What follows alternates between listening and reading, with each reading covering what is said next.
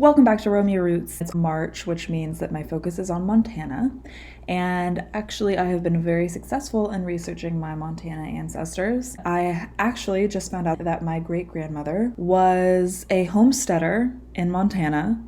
I found this land patent for her, and I was like, well, what is this? I was confused as to why it was under her name and not her husband's name, because her husband was still alive at this point. This was 1919. And it says that the authority was the Homestead Act, and I was really confused. And I did some digging and then realized that she actually didn't marry her husband until 1915. She probably entered into this homestead in 1914 before she was married to her husband, which means that both her and her husband were homesteaders at the same time, just a few plots of land away from each other. So I'm gonna map this because I am so excited to have a woman homesteader. So if you have been following my channel for a while, you probably remember the video that I did on how to map a land patent. And I used my great-grandfather, Frank Bergren's land patent, or his homestead property, to do that.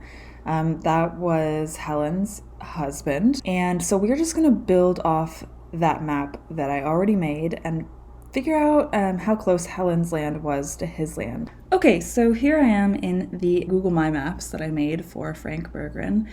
This is Frank Bergren land, bought in 1914.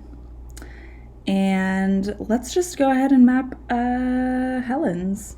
So as a side, I was reading a history about women homesteaders in Montana, and the history page that I was reading talked about this woman named Anna Shirley. I guess she was famous, but it caught my eye because it said that she was a homesteader in a very desolate area in northern Montana called the Big Flat in Blaine County, and I was like, that is my family. My family were from the Big Flat. And I thought it was like a thing that my family called it, but I guess everyone that lived there called it. And I just noticed that Anna Shirley's homestead shack is so close to my family's land. Like, I know Turner, Montana. I have family photos of people who were in Turner, stories of people who were in Turner. That is crazy. So now I think I'm gonna have to go to this homestead shack when I go to Montana. I'll add that to my Montana genealogy trip map. Anyway, back to Helen. So here we are on Helen's land, zooming in a little bit. Basically, I mean, this isn't new to you guys if you follow my YouTube channel. I really just hand draw this by looking at this map here and moving it over to here. I guess this is just a practice. The first thing that you should do is line up the roads and sort of the scale of everything. So we have Hoagland, and then we have this square here, and here we have Hoagland, and that's this square. So it looks like Helen's land was, if we go one square up, and then there should be a river and sort of like a curved little road here, Crimson Road. So let's see if that's here. So one square up. I think this is the curved road, but as you can see, this is pretty unhelpful because in this map, it shows us that there's sort of mountains, there's a river, there's a lake, and there's street names. And in this map, it doesn't give us any of that.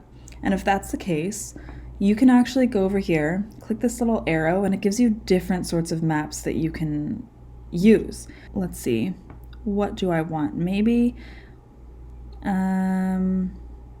a simple atlas. Oh, that doesn't help, okay. Maybe terrain. That's a little bit better, okay. The curve should be just north of this ridge here. Let's see if that's true. That looks true, okay. So it'll go over to, whew, this is a hard one. It's usually not this hard. We're in the Big Flat though. It'll go over this far and you'll line it up with this dip in the road here. Let's see if I can do that. So over as far as this dip. And it looks like the right side of the border pretty much lines up with a little bit east of this street before the next dip. So let's try that. Of course, there's no street there. So I actually just clicked into this map here, which is the satellite map. This can be helpful because it shows, well, it's a satellite, so it shows what parts of the land have been used for agriculture. Interestingly, actually, you can see Frank's land down here. But so I want to say that Helen's land was probably one of these, because the rest seems wild, like it hasn't been farmed. So I'm just gonna try to make a line. So starting at this dip, sort of where this dip starts, all the way up to the road on the curved side. Let's just do it. Okay, so you're gonna draw a line. I'm gonna do right there. See, I wanna think it's right here because if you'll see, that's where this farmland starts. So we'll go all the way up to where that street is.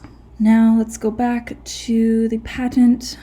So it looks like her line really lines up with the end of the curve, actually. And again, as I explained in my How to Map a Land Patent video, this is not perfect. So please don't expect this to be super accurate down to the square foot. Clearly I'm just eyeing it here, but it's good enough, this is still a really large piece of land. So whether I'm a little bit over here or a little bit over here, if I go here in person, I'm gonna get to where I need to go. I'm gonna see the land. So it's really not accurate, but it's the best I can do. But yeah, it seems like the west edge of her land pretty much lines up with the end of the dip here. So I'm gonna go back here, draw another line. Let's draw a line. Here's the edge of the dip. And if you see, there's a line there from where the farms were separate. So that seems pretty accurate. So we're gonna draw a line all the way up, make it straight. That seems straight, and end it there.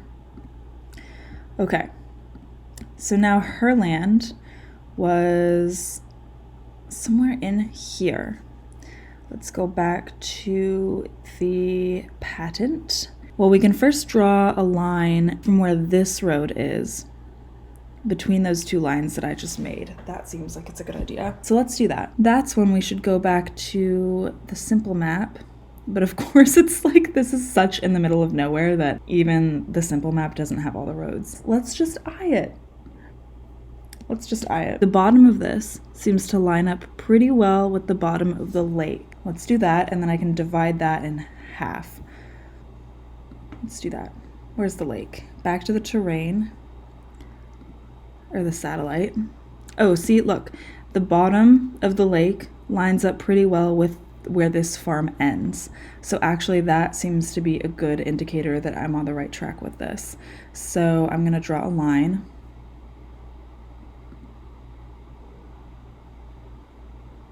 There's a line.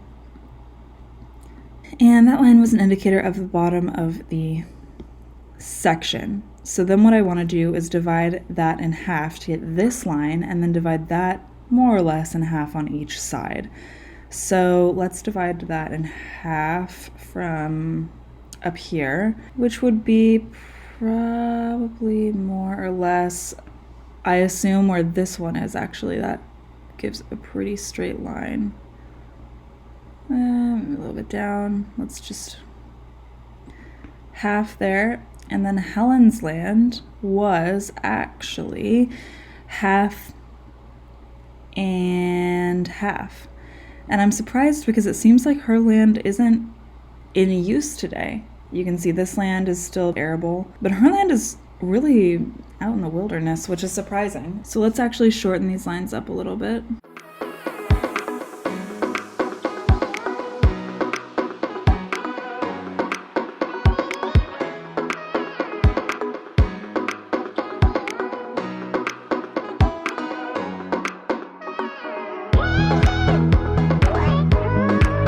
Thanks for watching this video. If this was helpful for you, subscribe to my YouTube channel. I post tutorials like this and also travel vlogs when I travel to the places that my ancestors lived, because Roam Your Roots is all about genealogy tourism. And also follow my Instagram page at Roam Your Roots if you have an Instagram and that is something that interests you.